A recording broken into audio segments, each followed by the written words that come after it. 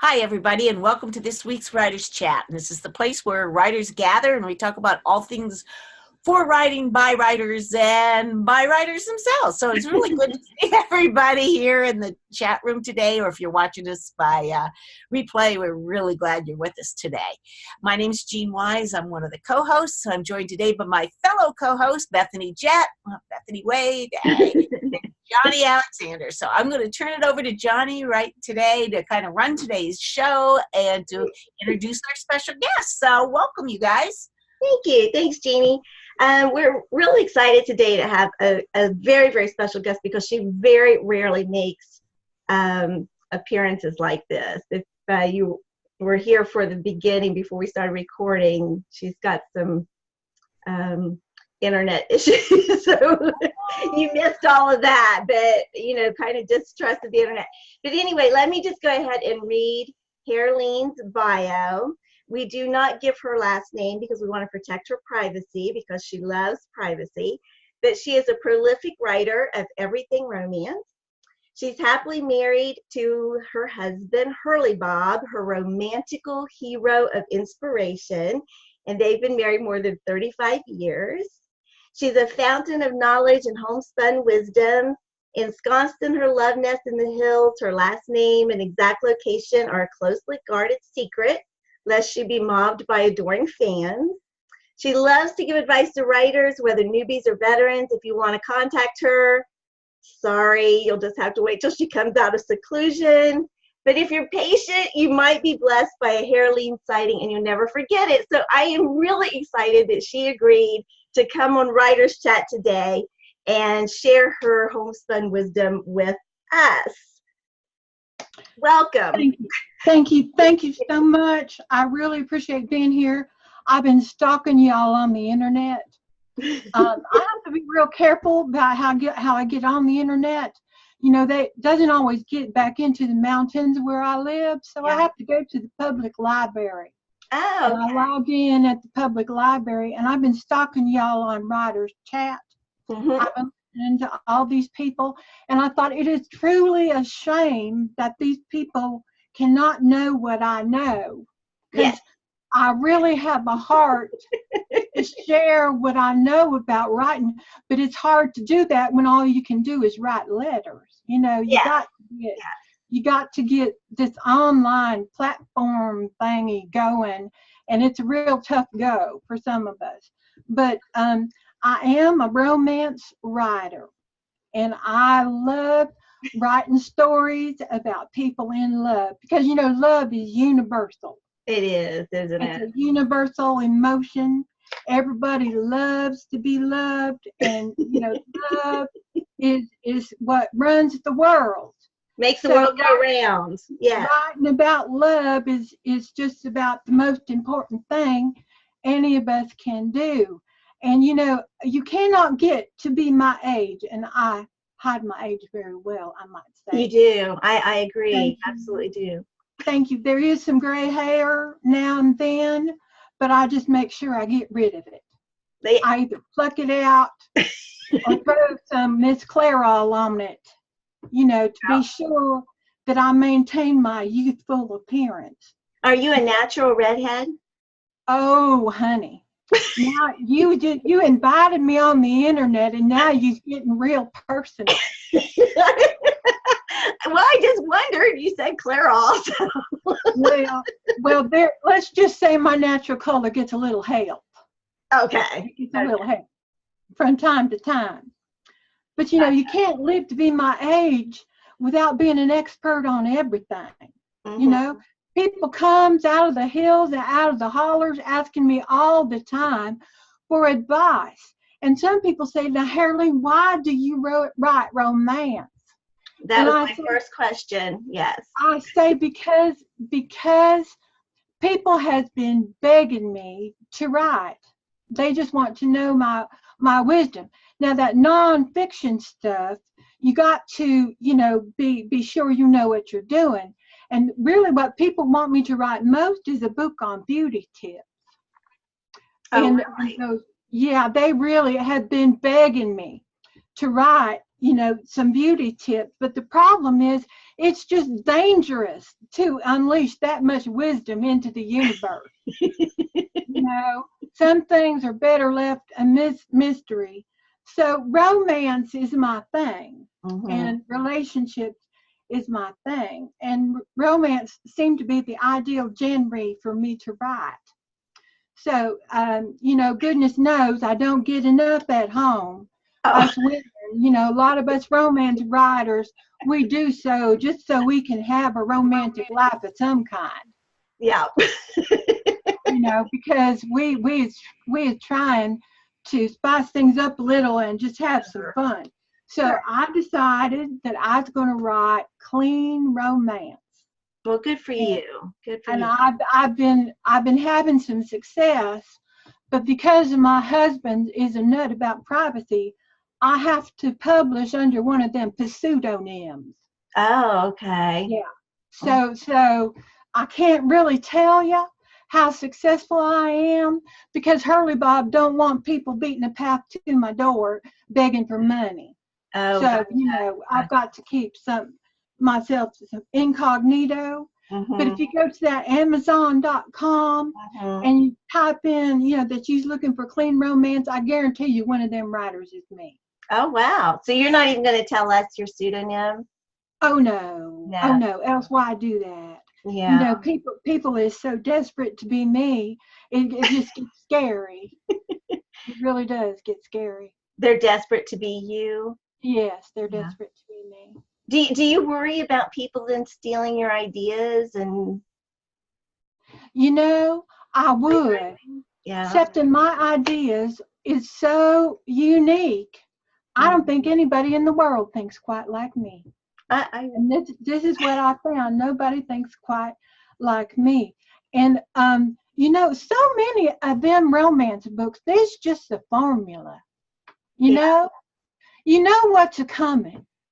I read this book one time, and it was set in Victorian times, and it's got all these details. And this woman was being stalked, so it had some of that suspense built in. And this man was stalking her, and she had some big hero, who made her feel safe. Well, towards the end of that book, I was just watching what was going to happen. I was turning them pages as fast as I could. I got it from the library. I was turning them pages as fast as I could. And here comes the climax. Now, I'm going to tell all of you who writes romance, especially this clean romance, something's got to happen. Something's got to happen. Else all you do is read about what they ate and what they wore, and you're bored as salt. I mean, you're just bored. So here comes the climax. She knows where this man is, and she takes her big hunky boyfriend, and they's going to have confrontation. And I'm like, goody, that man, he deserves to have something happen to him, because he's just a mean old guy. So they're at a lake, and it's nighttime, and all there is moonlight. And there's one of them gazebo things, gazebo. That's what it's called. A gazebo, yes. Oh, gazebo. Okay. Anyway, he's sitting at the end of the dock, and they go out to confront this man. And you know what happened? I kid you not, Johnny. This is what happened. They called the people from the funny farm because they figured out he was not so crazy. And pretty soon these little men in white coats came and took that man off to the mental hospital. Now, I got to ask you, was there any satisfaction in that? No.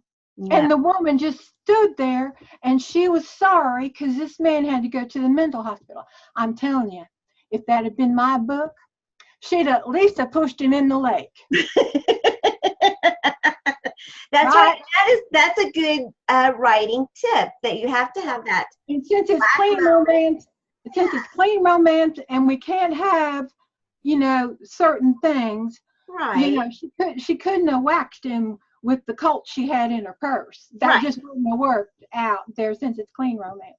But I'm thinking, something's got to happen for it to be romance. And this is a great tip for those of you that write romance, something's got to happen.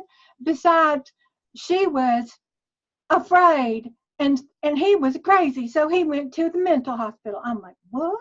I went back to the library, and I told him, this book ain't worth whatever you paid for it. Oh, did you really? Wow. I did. Yeah. I made a fuss. You might not believe it because I look so, you look very sweet and prim. I look so cleanly, but I could make a stink when I got to.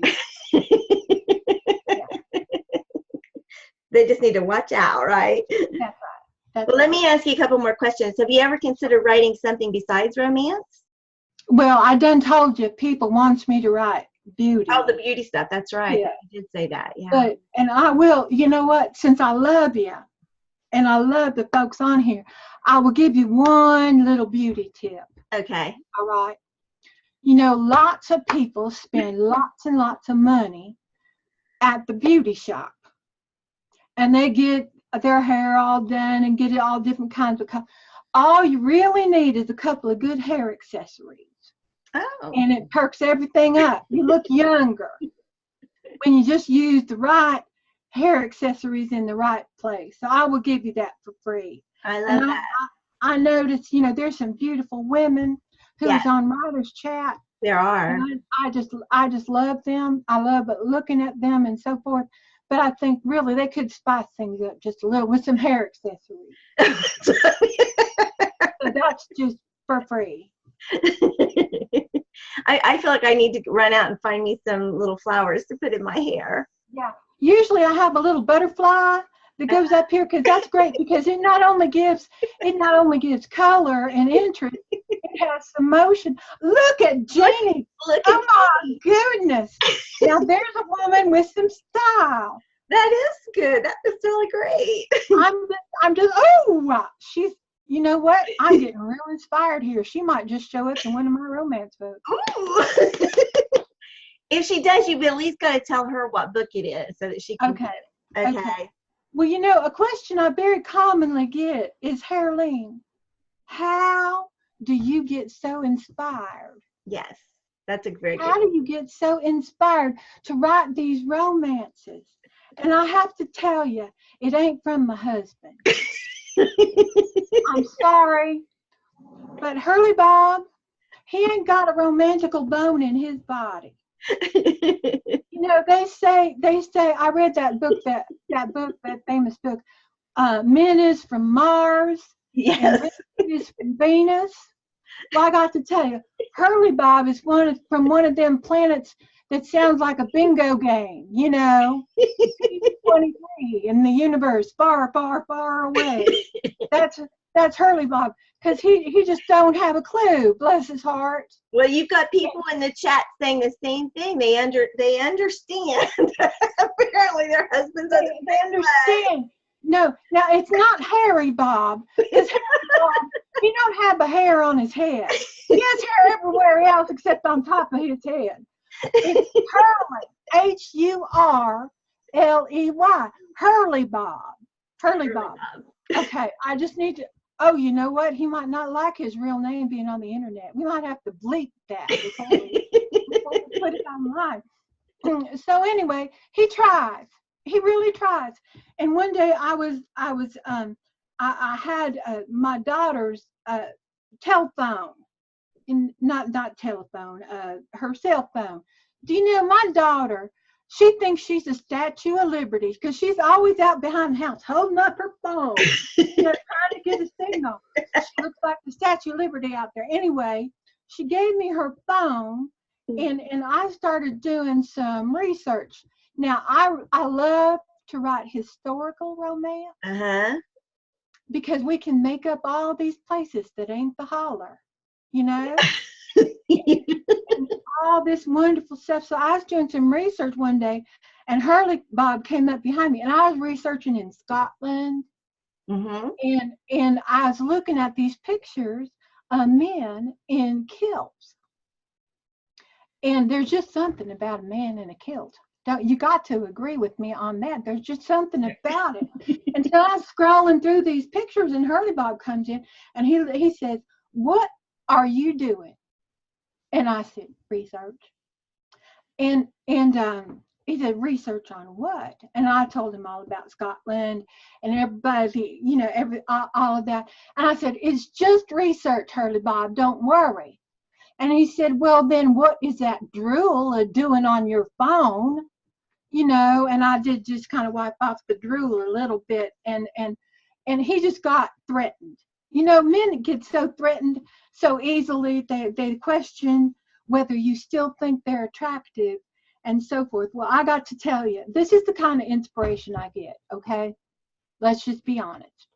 I was writing all along, and I was coming up to that scene in my book. You know, I love it when they get their first kiss. I mean, that is just the best scene to write because everybody's happy. When they see it, when it's happening, everybody's happy. So I'm working my way up to it, and I'm typing away. And next thing I know, my office door just flies open with a big boom. And goodness knows I have to shut my door when I write, because if I don't, there's going to be a husband and a bunch of kids and 2 snapping dogs in here trying to take my mind off of what I'm doing. So boom, there comes the office door. And I promise you, it was Hurley Bob. I had to take a second look, though, because here's what he had done. My dear, sweet, misguided husband. He saw me looking at them men in kilts, and he went down into town, into Wanda's Stout Emporium, and he bought him a plaid skirt. And he was wearing this plaid skirt. Now, he had to shop at the Stout Emporium. You say, well, Hairlene, how did you know that's where he went? Because there's the only place in town that had a skirt big enough to get around his gut, okay? So he comes in, he's wearing this skirt. Now, I have to tell you, it would have looked more authentic if he had tucked his long johns up a little bit, because his red long johns was sticking out from the bottom. That distracted from the overall appearance, you know. But he was wearing his white tank undershirt with a few little barbecue stains on it, you know. But he had tucked it into this skirt. And then I'm thinking, Hurley Bob, what are you wearing on your head? Because, you know, you see those Scottish men, they got those, what they call, I don't know what they call them, things on their head with the little poopy balls. Well, yeah. They're tan. Well, he had gone and got my son's high school thing with his logo across with that big, you know, yarn thing on the top. And I thought, that is so strange. But the really, really strange thing was that he saw, you know, these, and then he hollers at me. He hollers at me. And he goes, well, is there any little lassies in here, wee little lassies who needs rescuing?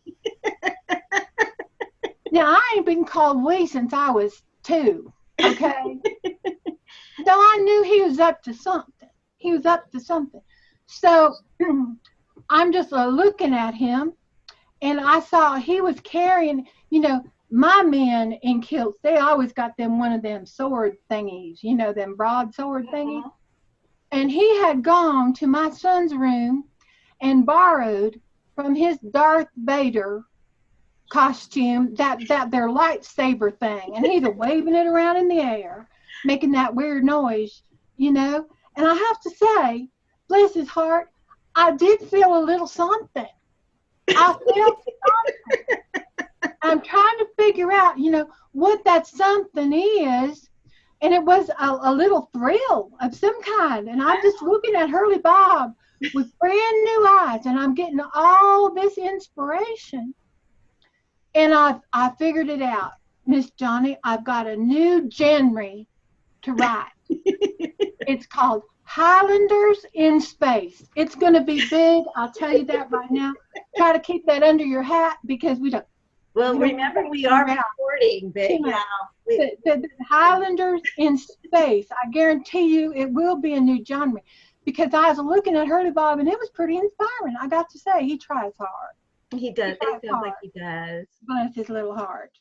Well, I'm glad he made your heart go pitter-patter and inspired you. That's great. Yeah, it's better than Thunk-a-Dunk, which was what is usually done. Well, let me ask you a couple other questions. Do you read other romance writers, and how does their writing influence what you write? Yeah, well, I told you I do. I read all kinds of stuff. And what it does is it just gives me confidence. It just gives me confidence because most of what I read ain't as good as what I write. Oh. So, you know, I'm just excited. I read them and I buy their books out of pity, really, pity. Oh, that's Because, you know, they kind. want their numbers to go up. And I got me one of them Kindle Unlimited subscriptions, so I don't really have to pay nothing if it's really, you know, bad. Yeah. And I'm sorry, but some of it is just bad. You know, that internet out there, that's the Wild West. It is. And when it comes to publications, you never know what you get. The cover may look great, and inside you're giving up on page 3. Yeah. There's nothing to it. And I want to tell you, my thing is homonyms. Homonyms. The first time when somebody uses the word bear, B-A-R-E, and they mean B-E-A-R, I'm done. Oh. I'm done. And especially them Scottish romances. I don't know what's wrong with them people, but they're like, how do you fare today? And it's F-A-I-R. And I'm like, no. We don't want to know what they did at the carnival. If we want to know how they is doing, it's F-A-R-E. Now, I may not be real smart, but I know my homonyms. And the first time I find a homonym that ain't what it's supposed to be, I'm done. That's I'm it. turning that book as fast as I can. So, you know, homonyms, they matter. So I think that you would advise people to make sure they have a good editor.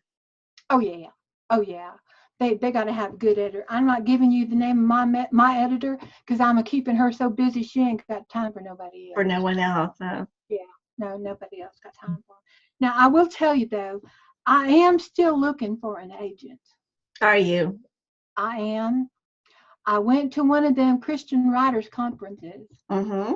And there's talking about how hard it is to get published. Now, I publish, but I do self-publish. Okay. And I would like to break into one of them big publishing houses, you know. So I sat down for one of them one-on-ones. Mm-hmm. And it was a one-on-one with this sweet little petite, cute girl. And I have to say, I thought I could have taught her a thing or two about fashion and beauty. She needed a few pounds on her. The girl needed some meat on her bones. You know, men like women with meat on their bones. Yeah. You know, because if they get a flat tire, I asked my son is always dating them skinny girls. I asked my son, now let's suppose, Jimmy Bob, you've got a flat tire. What kind of woman do you want? Do you want one of them skinny girls out there waving and stopping traffic? Or do you want a girl who's going to help you change a tire? You know? They just got to think of that. Anyway, this really cute little girl, and she had her cute little makeup and her cute little hairdo. And she just did not know what to say to me. I think I surprised her or intimidated her. Or something. My beauty was just shining that day. Yeah. You know, you always get gussied up when you go to them writer conferences. That's right. So I was all gussied up and sitting in there. I was wearing these earrings. Do you like these earrings? Those are beautiful. They are really. Those are my go-to-meeting earrings. And since I was on the internet today, I thought I'd break them out. You know. Oh, thank you. Okay. I feel honored. Anyway, I was sitting there and I'm like, honey, give me some advice. And so she hemmed and she hawed. And finally she says to me, she says, well, one of the things that might be holding you back a little bit is you might want to consider whether you've given off a professional appearance. Oh, wow. And the first thing I thought was, honey, have you taken a good look? I mean, really? Take a good look.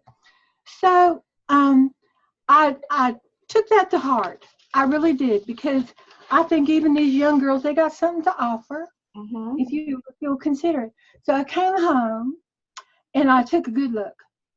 And I mean, I was up close, you know, with good look. And I could see right away she was right. She was right. Some changes was needed. So I went right away and I got myself some new glasses. Don't they look good? They're lovely. Yeah. They Yeah. change everything. They Yeah. change everything. So now I feel like I'm ready for my next interview with one of the agents. I think the glasses, they're going to seal the deal. They're going to seal the deal. What conference will you be going to next? Well, I'm not sure I should be giving that information out on the internet. Well, I'm usually pretty incognito. Now I have a cousin that goes to all these things. And she has offered me a ride. Let's just say this. Once you have met Hairlene, you will know her when you see her. That's true. That's true. Well, that's why I wanted to know if you were going to be at any conferences I'd be going at or going to, or that Bethany or Jeannie might be going to. I don't know, Miss Johnny. I did meet you one time. Yes, we did. Yeah, we did. Yeah, that was memorable. Yeah. Well, it definitely was. So anyway, I'm glad we met, and I'm glad that you came on today. So, so we already talked. You really don't have much of a platform because you don't want to be on the internet. Because I will tell you, this is about the last thing I got to say today. Okay. And then I'm going to have to turn it over to my cousin, because she's about having a conniption fit over here. She's walking by the door. She has loaned me her computer, and she is just dying to get back in here, and I think she wants to shut me up. But because some people say, Hairlene, you can't go on and on. It's not so good. But anyway, she did tell me I needed a platform. Yeah. And I attended a workshop on a platform, and I came home and I told my husband, Hurley Bob, I need a platform. Well, you know what that man did? He went out to his duck blind and he built on a new level. And he took me out there and said, here, Hairlene, this is just for you. I said, Hurley Bob, that ain't what we mean by a platform. We got to have social media. I got to learn how to tweet. So next thing I knew, Hurley Bob, he comes with another gift. I open it up and it is a duck call. I said, no, Hurley Bob, not that kind of, I ain't making bird noises. I got to learn how to tweet on their Twitter. So, this whole thing, people act like it's the newest thing, it's the best thing. Social media has been around for a long time. If I ever wanted anybody to know all my business, all I had to do was tell Elvira Wilson. And it was not really hard. All I had to do was get on the party line, and everybody knew my business. Everybody knows. And I'm telling you, that Twitter ain't no better than Elvira on the party line. In fact, she don't even need a party line. You tell her whatever you want to know, and pretty soon everybody knows it. Oh, good. Well, listen, it's been really fun to have you, but why don't you let us talk to your cousin for a minute and see what she has. All right. Well, y'all got to hang on, because she ran out in the backyard. Oh, okay. So well, we'll give you a couple minutes. Let me just say, it was really good to be with you. Thank you. And please don't tell nobody I was here. All right. Okay. Thank you. Thank you. Come back real soon. Jeannie and Bethany, I need you guys to come on. Yeah, we'll keep her little secret with us. I think we might recognize her, though, if she shows up. She'll be back on in a minute or two. Well, her cousin will be. But I will say this. When Hairlene and I first started talking about her being a guest, we planned to have her the Tuesday closest to April Fool's Day. And I was afraid that I could not keep a secret that long. I thought a minute ago she'd be a good guest about April Fool's Day. So that was in my mind too. We've kind of, Bethany and I have been texting. I think we you have? You left me out. We took you out of the loop, girl. You keep me out of the loop, didn't That's you? the fun part about having text on the computer. Be texting while you're looking at the camera. Her voice gives her away a little bit. Does it?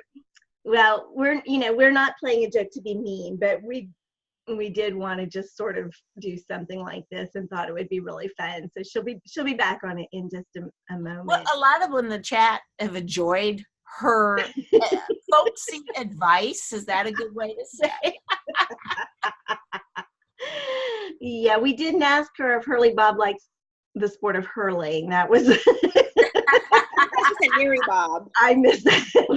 Yeah, that was really. Yeah, though, seriously, some people on their blogs and stuff they never name their family. It's Mr. H as their husbands, and their kids are J, Q, and S. Here comes Hairlene back. All right, welcome, Rhonda. All I can do is apologize. I'm sorry. That woman thinks she owns the universe, and she badgered me in to taking over my computer today. And all I could do was pace up and down the hallway and hope she would shut up. I just thought, she had to be related to you, though. Well, she is my cousin. Sometimes you have to give family a little leeway. I don't know. Family's difficult. Family can be difficult. Yeah, just ask Bethany. Hey. Those of you watching, my mom is Johnny Alexander. Well, let me say, since I knew she was going to be here, and since I know she has a propensity to make us laugh, I have prepared a little something serious for us today, a PowerPoint that I can share, and I guarantee no pictures of Hairlene are on the PowerPoint. Okay? So may I share my screen? Yes. Okay. You might want to rename yourself because you're still appearing as I have not figured out how to do that. I'm having some issues with Zoom. Okay. So I didn't want to give away my name, but I don't know if we can rename you. I think we can. Okay, here we go. Humor and comedy is very engaging. And, I was watching your little pictures while you were laughing, and I actually taking notes of which jokes worked and which ones didn't, just for my own. And I will tell you, Hairlene plans to show up on Instagram, and we're going to get some fun. You'd be good on video, a video. Yeah, I've been encouraged to get on IGTV, which I understand is the newest thing versus YouTube. And so as soon as I figure out some of the technology, I'll be doing that. But I wanted to talk, just in the time we have left here, about the secret to writing comedy. Because, I always enjoy, anytime I read, if there is a character that is just outlandish and really funny, I'm having a good time, no matter what book it is. So let's talk about the secret of writing comedy. Yeah. Steve Martin says that the art, that comedy is the art of making people laugh without making them puke. Now leave that up to, that's something Hairlene would say. That's going in her repertory, okay? Because the truth is people like to laugh. And there's something, a lot of people say, well, I can't write comedy. Well, yes, you can. It's not that hard. And I'm going to illustrate a little bit from my alter ego. Why were some of the things that she said funny? What about them was funny? And how come we're laughing at certain things? Well, there are elements of comedy that you can start to recognize and incorporate in your writing. So what I'm going to share with you is from a man named Mel Helitzer. He wrote a book called Comedy Writing Secrets. And this is a textbook in a lot of college writing courses where they talk about how to write comedy. And he has a real simple way of expressing how you can write comedy. First of all, he said this, and this should encourage you. The biggest change in the humor industry in the last 10 years has been the need for professional writers. Wow. And you may not stop and think, when we think about comedy, we always think about the person who's standing up delivering the comedy routine. But those comedians have writers or they have written their own material. And it starts in a concept in somebody's mind, and they have written it down. So he talks about, can everybody see this full screen? It's showing up full screen on mine, I think. Okay. does it show everybody's little icons over there and cut it off, or? No. Okay, that's just a little bit. Yeah. All right, let me do this. Let me do this instead. That way you can see my whole thing, even though you can. There you go. All right. He talks about the acronym threes. Let me see something here quick.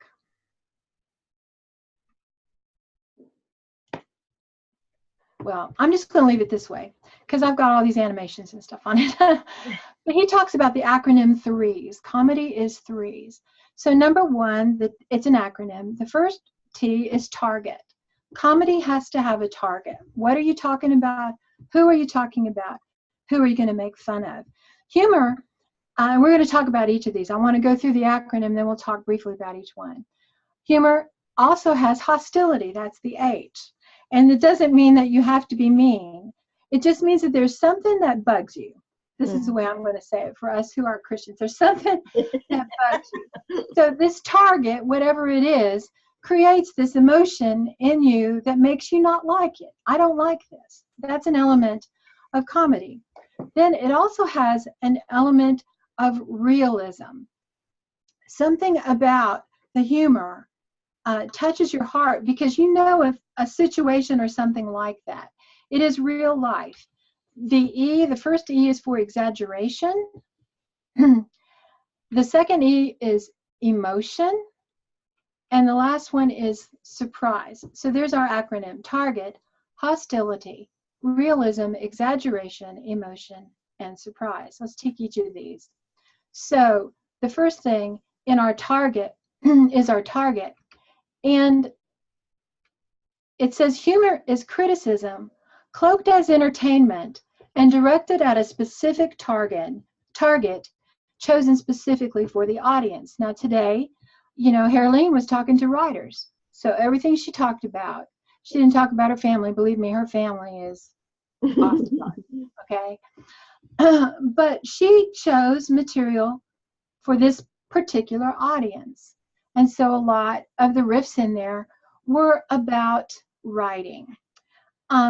And this target is an attempt to challenge the status quo.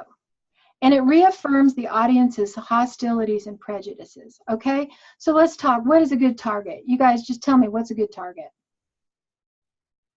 Well, all I could think about was,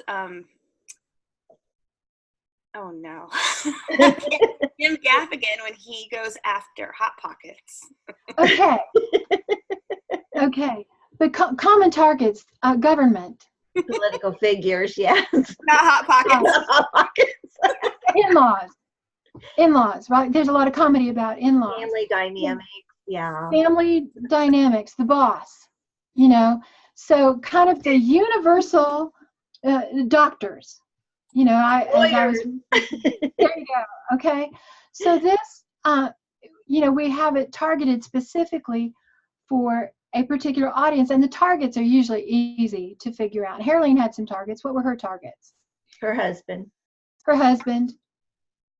The skinny girl at the conference. Mm-hmm. So other writers. Yeah. And sometimes it was herself. Okay? So target. Hostility, like I said, does not mean that you have, overt anger and you're going to go and really hurt somebody. But hostility is just a powerful antidote for many of the hostile feelings in our daily lives. We all have hostility towards some target, right? So you see my little picture here. How many of you ever wanted to take a hatchet to your computer? Yeah. So there are common things that we feel hostile towards, and therefore they are great sources of humor. Authority, money, family, technology is a big one. A lot of people have hostility toward technology, and differences between groups. So Hairlene is hostile towards skinny girls and so-called writing experts, and she has some hostility toward government, okay? So those things show up. So there's a target, there's hostility.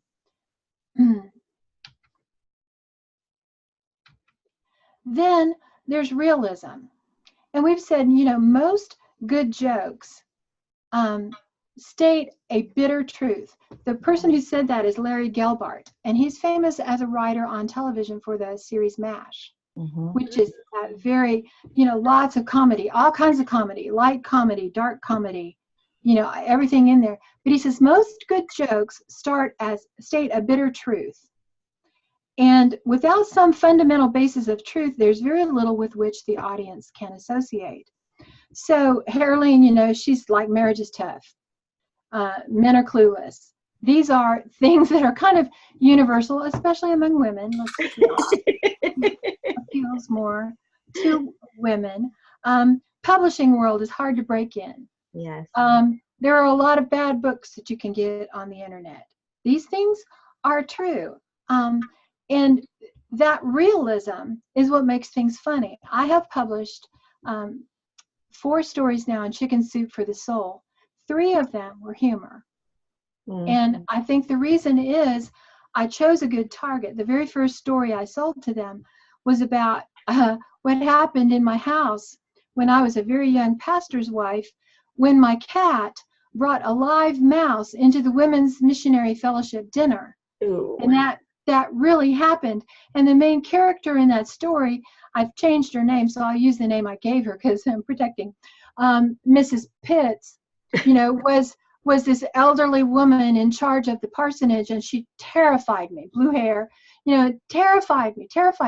Well, the reason that's funny is because there's a dose of realism. All of us at church who go to church have met Mrs. Pitt. We all know her. And that, older lady who's got everything together, and just, that's why that was funny. And the real twist came at the end when she was the one that bailed me out of the situation. So I set it up so that she is demanding, and I'm terrified of her. And this is a real story. At the end, when all the women were standing up on the furniture and screaming because there was a live mouse in the room, she said, "Oh, y'all, just calm down. I said it was a carry-in dinner." Funny, because of the realism. And there's another part of that there too. And one of the E's is exaggeration. So how does realism relate to exaggeration? But we have poetic license. So we take the irony inherent in it that grants us permission to expand on realistic themes with soaring imagination and unabashed metaphors. So when you're writing comedy, you get this freedom to take it beyond what would be rational, okay? And if you don't believe me, just take a look at this picture. Why is this picture funny? Why does this picture make you smile? I expect that's something you can answer. Yeah, the glasses are just so big on her little face. They're way out of proportion, and her eyes are big. Why? It's adorable. And why is it funny though? Because the glasses are exaggerated. They're huge. They're black. There's not something you would ever expect to see on the face of a little girl. And and just her smiling too. Her smile makes you want to smile back, yeah, right? That's right. I love that picture. So the second E is emotion. A skilled writer uses emotion to produce tension and anxiety, then relieves it swiftly and unexpectedly. So one of the things I found out in writing humor for Chicken Soup, every time when I got to Mrs. Pitts saying, "Oh, y'all, just calm down. We said it was a carry-in dinner," the end. No more. That was all that was necessary, because it had created this tension, and then all of a sudden we're done. Another story that was just in this past Christmas edition was about my as a young mother, and I just described in great detail the horrible ordeal of trying to get to the church's fellowship dinner on a Sunday night with my toddler. And when I got home, I realized when I dressed myself and put on my little Christmas pin that said "Ho, ho, ho," I had put it on upside down. So guess what it said? Oh, oh, oh. And that was the that was the very last thing. That's what made it funny. That's why Chicken Soup bought what I wrote. Wow. Because there's all this tension building. It's like filling up a balloon and then pop. And that was the last line of that. It's just my pen said, oh, the end. That's all that was needed. So, and then the last word is surprise. It's one of the primary reasons people laugh is because they're surprised. And for example, with Hairlene, I told you all those things, she got advice to change her appearance. And if you've got a checklist, one of the things that probably wasn't on the checklist was her glasses, right? Mm-hmm. So surprise is a big element of humor. And this is Jean Perret. Jean Perret wrote for one of my favorite comedians, and that's Carol Burnett. He was a big writer on the Carol Burnett show. Wow. He said, comedy is mentally pulling the rug out from under each person in your audience. But first you have to get them to stand on it. You have to fool them. Because if they see you preparing to tug on the rug, they'll move. Yeah. So part of it is hiding your destination and just taking them along for the ride. Another story, the other humorous story I sold to Chicken Soup is called The Cookie Gauntlet. And I made this big deal how I was on a diet, and I'm building the tension, but then I'm going to surprise him. And I told my husband it was Girl Scout cookie time, and please don't let me buy any cookies. I'm walking by these adorable girls, and I'm not buying any cookies. Well, on our way out of the store, this girl just kind of chucked 2 boxes into my cart, and I thought, well, the cheeky little thing. I was just, wow, you got to be kidding me. And so I'm building all of this up, of course, and I've got myself with both my hands on my cart and my husband speaking for me, and I'm not carrying my purse. And pretty soon I'm slapping at his pockets looking for some money to give to this child. Well, she said, no, they're free. And, Chicken Soup has to be a real story, and this is a true story. No, they're free. And my husband's, by the way, Dale is not Hurley Bob. I just put that on the recording. He said, no, sweetie, this is a fundraiser. I know these cookies aren't free. And she says, no, this woman came out of the store and she bought 2 boxes of cookies. And see, so how even as I'm telling this, the tension is building. And then she said, and she told them to give us to the next old couple that came out of the door. See? Why are you laughing? Because that's a surprise. It surely was a surprise to me. I went home and drank to my Miss Clairol, okay? Put some clips in your hair. Something for myself. So, surprise is a large part of humor. So here's the 3s. Again, one more time. Target, hostility, realism, exaggeration, emotion, and surprise. So I'm going to stop sharing my screen. That's just for free. Rhonda, do you have the name of that book again that we can put it in the chat? Yes. Or the yellow cover. Yeah. The yellow cover. Yes. What's the 3 acronym again? 3. Target, hostility, TH, realism, exaggeration, emotion, and surprise. And the book, I'll just type it here in the chat. Yeah, okay? please do. Well, and say it again so we have it on the recording. Mel Helitzer, Helitzer. And the title of the book is Comedy Writing Secrets. That was great. Okay, would everybody like to come on then real quick? There's been a few that we've taken off video, and we say this every week. If you try to hit video and you can't come back, put it in the chat, because we have to invite you back. Rachel, I didn't know you were here. I'm glad you're here. Yeah, I would think so. Rachel says, I assume sarcasm, playful mocking, tongue-in-cheek kind of falls into that hostility category. And again, I think be careful about taking the word hostility to an extreme. Right. Yeah. Right. Now, I will tell you, I don't know if that's right, but Hairlene's going to be on Instagram. She has an Instagram account if you want to follow her. We'll put this on the recording at Hairlene for Fun.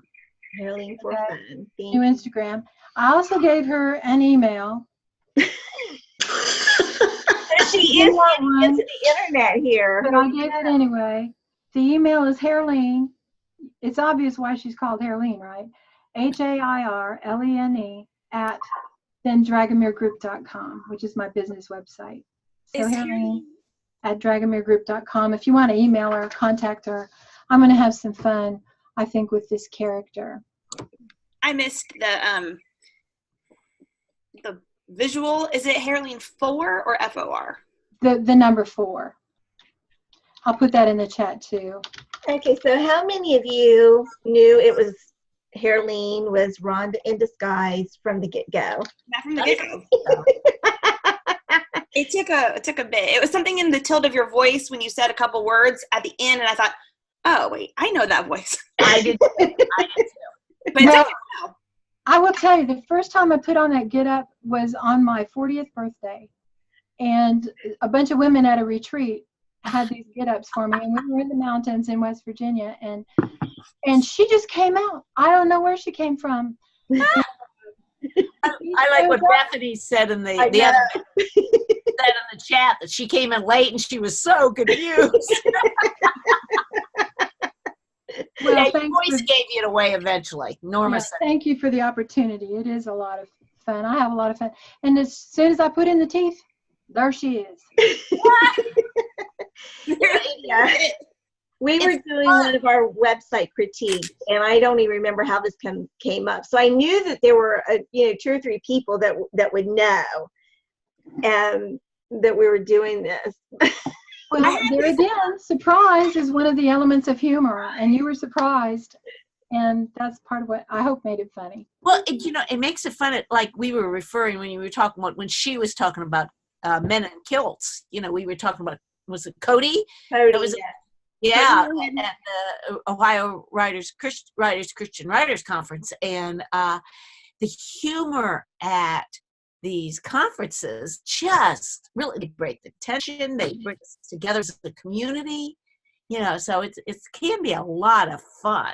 Wouldn't it be fun to create a character? Cody is really fun. He is a very gifted at comedy, and I actually talked with him about this at the Ohio Christian Writers Conference. I told him about this character, and he goes, "You've got to do that." We're talking about, for the sake of the recording, we're talking about Cody Moorhead, who helps with the Serious Writer and what's called creative director. Yeah. Yeah. I'm sorry, Bethany. Say again, please. Oh, Cody is the creative director for Serious Writer Incorporated. So we want to give him a shout out. Yeah. Elaine used the term in chat, an alter ego, and I think that is, it's a good description, on that. What would be it? But it's more fun to make them funny, not an alter ego that is too serious, I think. Yeah. Right. Yeah. How creative. And have to get your creative juices going to inspire you to write more, Rhonda, I would think. Yeah. Well, part of it is you can't take yourself too seriously. And one of the reasons I think Hairlene was there and wanted to come out so badly is because I am very tightly wound. My natural personality is very perfectionistic, and hearing how I look and everything, in fact, right now I want to redo my hair, but, it's good to laugh at yourself and to make, and she blows off steam. I have fun like that, and I laugh, and I feel better. I think laughter makes the world a better place. It does. It was great. It was great. And stuff on that. So anybody have any questions how she created the character or anything like that? Well, we got just a couple minutes left here. And we really didn't do any romance tips. I'm sorry. No, you didn't. Well, yeah, there was some hidden tips. There were some little tips. You had to dig deep for the romance. Yeah, but it was a lot of fun. Surprise! Yeah. On that. So where'd you find the teeth? I went to a costume shop, and I got to tell you, it was a nasty process, but there's some gummy stuff that you put inside of them, and then you actually put them in your mouth, and it shapes to your teeth. I think I could eat with those crazy things on. I was a little worried because I hadn't had them on in 10 years. Maybe my teeth had shifted, but they still fit. Do you have an outfit that you wear? Well, she wears anything colorful and loose. So what I was wearing there, you couldn't really see it, but boy, it's impressive in person. It's like a blue and gold muumuu. Yeah, we will have to try to do romance another time. On that. That sounds good. Sounds good. Okay. Anything else? Yeah. Bethany, do you have something to share? I do. Just for all of your viewing pleasure, I would like to share Cody from the Ohio Christian Writers Conference and Del this way. So just a little bit of Cody he was talked about today. Yes. Hey, is that enough romance now for everybody? Made my heart go pitty pat. Woo! I needed to see that last week when it was -40 here in Ohio. Woo! I think that's called bromance. Yeah, that picture is, yeah. That is good. That is good on that way. Okay. I did not, a lot of times I look what next week's is. I do. I know. Good. I'm glad you took care of it because I did. Okay, next week what we're going to do is we're getting into, and this is for true, what we're going to do. This is not a fib. This is for true. What we're going to do next week is, because we are getting into Writers Conference season and talking about Writers Conference, there's a lot coming up. Different ones of us are going to talk about specific conferences because they're not all the same. And that's not like bad or good or, you know, anything like that. It's just different conferences have different personalities and different culture. Yeah, different culture. And so we're going to just present different ones that we're familiar with. So Jeannie will be talking, Beth will be talking, Norma's going to be talking, Jan, and maybe a couple other people too. So we're just going to be talking about different conferences. As you know, I know they're expensive, but you know, it's what you got to do. If you want to be a writer, do your very best to, or even if you are a writer, you know, just to expand your skills and your network and all that good stuff. Things really, really need to, a conference is a really good thing to do. So, yeah. That was the T and the 3s was Target. So what is the target of each of those conferences? So Oh, that's interesting. Yeah. Yeah. Oh, that's true. Yes, that's what we're going to do. And thanks again, Rhonda. Tell Hairlene, tell your cousin, we were so glad to have her with us. She'll be thrilled. She might even blush. Tell her to come back again sometime. Don't encourage her. Then we do hope we meet her someday at a conference. That should That'd be fun. in person. That would be fun. Okay. Okie dokie. Well, thank you for everybody for joining us today, either live or if you're watching the replay. And we invite those that are here live to stay a little bit afterwards for the after party. And we'll see you all next week for Writers Conferences. Bye now. Bye, everyone. Thanks.